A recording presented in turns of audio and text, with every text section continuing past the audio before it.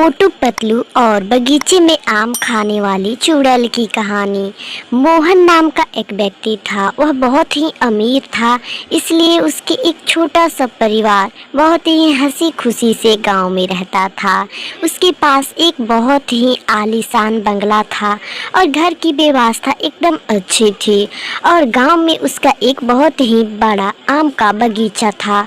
उसने अपने बेटियों के लिए आम के बगीचे को लगवाया था, क्योंकि उसकी बेटियां वहीं पर आम खाने के लिए जाती थी और दिन में वहां पर जाकर वे दोनों खेलती थी और आम के बगीचे में आम तोड़कर खाती थी।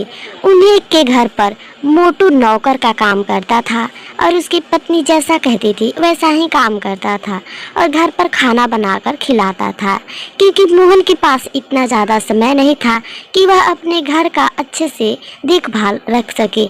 इसलिए उसने मोटू को अपने घर पर नौकर बनाकर रखा था और उसके पास एक बहुत ही बड़ी बिजनेस था।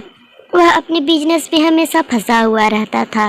एक दिन की बात है, मोहन को किसी ज़रूरत काम से शहर जाना पड़ता है। इसलिए मोहन अपनी पत्नी को कहता है, अरे तुम अपना सामान पैक कर लो, क्योंकि अगले दिन हम लोग को अब शहर चले जाना है। तभी उसकी पत्नी कहती है, अच्छा ठीक है, जब तक है तब तक अपने आम के बगीचे में घूम कर चले आते हैं। फिर वे लोग जाते हैं, घूमते हैं और कहते हैं कितना अच्छा लग रहा है। फिर वे लोग वहाँ पर मोटू को बुलाते हैं। तब मोटू से कहते हैं कि हम लोगों को अगले सुबह शहर चले जाना है, वहाँ पर बहुत ही ज़रूरी काम है। तब तक तुम हमारे घर और आम के बगीचे को देखते रहना। फिर मोटू कहता है ठीक है, और उसकी अगले सुबह ही वे छोटे से परिवार शहर में चले जाते हैं। और फिर जब रात का समय होता है तब मोटू अपने मालिक के आम के बगीचे को देखने के लिए निकल पड़ता है, क्योंकि उसके मालिक ने सारी जिम्मेवारियों को उसी के ऊपर थोप कर गया था।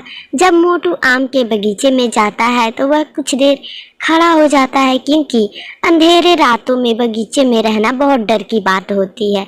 तब पर भी मोटू के मालिक ने जब कहा था तो उसे रहना ही पड़ेगा। फिर मोटू अपने एक खटिया को बिछाता है और वहाँ पर जाकर सो जाता है और कहता है, अरे यार कोई आम को मत चुराना, वरना मालिक मुझे बहुत मारेगा। तभी वहाँ पर एक चुड़ैल आती है और कहती है, अरे मुझे तो आम खाना है और मुझे भूख लगी है, तुम आम नहीं खाने दोगे तो मैं तुम्हें खा जाऊंगा। इसलिए डर के कारण मोटू उस चुड़ैल को बोलता है, जाकर आम खा लो।